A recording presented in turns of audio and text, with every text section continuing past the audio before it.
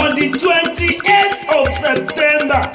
lọ́jọ́ tó ju ọ̀run kẹfẹ́ lọ́jọ́ àbíamọ lọ́jọ́ tí màmá rẹ tó bí ọ sílé ayé. ọkọ Mẹ́ríàmù rẹ mọ́lẹ́kọ̀ Mẹ́ríàmù ló ń sọjọ́ bí ẹ̀jẹ̀ rẹ̀ lẹ́wọ̀n. jáde bàbá Abdulhakeem o bàbá Abdulaziz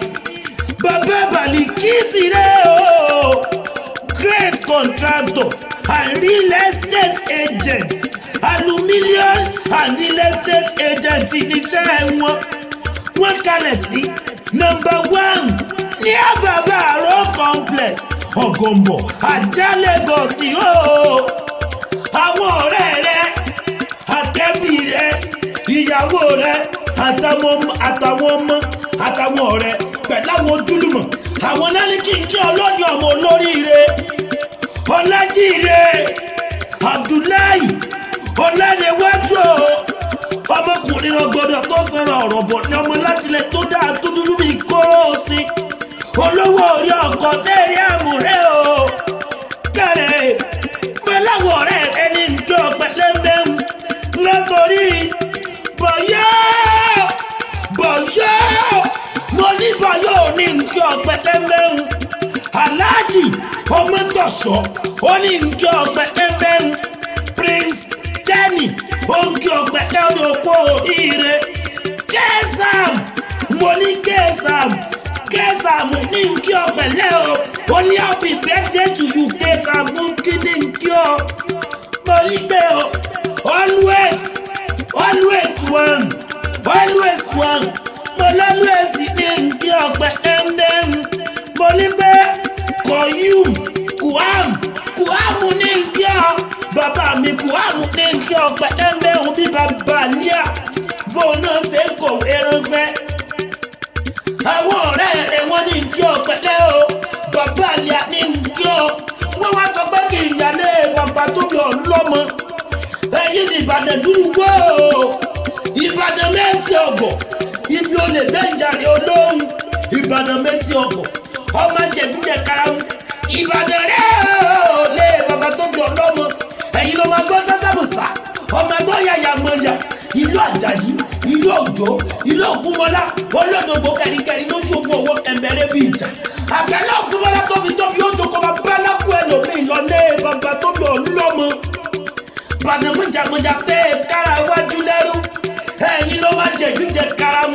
ó máa fi karahun fọ́rí mu ẹ̀yin ló mọ Òkè Ìbàdàn ọlọ́mú òru Òkè Ìbàdàn ọlọ́mú òru ilé Olúyọ̀lé o Ìbàdàn rẹ̀ o ilé Olúyọ̀lé o Òkè Ìbàdàn ọlọ́mú òru ewúrẹ́ dúdú ni wọ́n fi bò Òkè Ìbàdàn ọlọ́mú òru lé bàbá tó bí yín lọ́mọ ẹ̀yin ló máa jẹ́ káwọn máa fi karahun fọ́rí mu òró ọ̀lẹ ni wọ́n ti lọ rẹ̀ dáfọ́wá o lọ́fi pé kí ló máa jẹ́ káwọn máa fi karahun fọ́rí mu. mo lọ pẹ́pẹ́pẹ́ ó gbogbogbò ó fẹ́ràn kìjọ́bì ó ní fojúsùnkún ọmọ ó ní fojúsùnkún aya ó ní fojúsùnkún àwọn ọ̀rẹ́ rẹ̀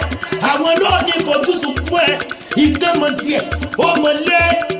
ojú ọlámọ tiẹ̀ lárẹ̀ẹ́rẹ́ bóyá ṣe é mọ tiẹ̀ láàjì mo lọ́pẹ́ o lọ́lẹ̀ Ẹlẹ́dùmarè ọba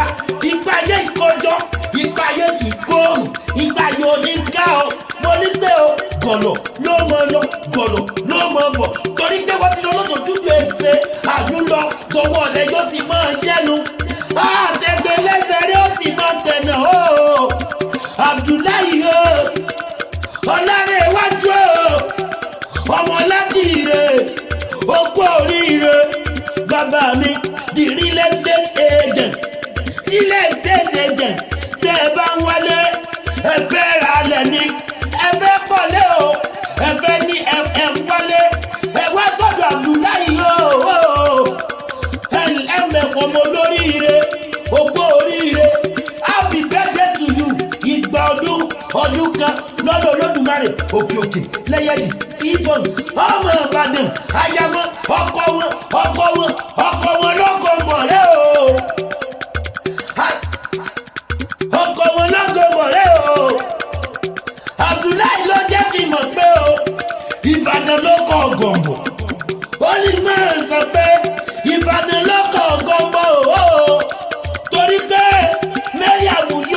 àbọ̀bọ̀ tún lọ́kọ̀ olúbàtà